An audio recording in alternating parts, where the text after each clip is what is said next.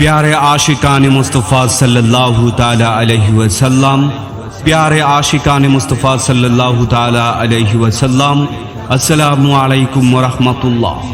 आगामी 28 ও 29 আগস্ট রোজ বৃহস্পতিবার ও জুমাবার ঐতিহ্যবাহী সামাজিক সংগঠন মহিষকরম আলোকিত সংঘের উদ্যোগে 2 দিন ব্যাপী পবিত্র জশ্নে জুলুস ঈদে মিলাদুন্নবী সাল্লাল্লাহু আলাইহি ওয়াসাল্লাম মাহফিলের আয়োজন করা হয়েছে।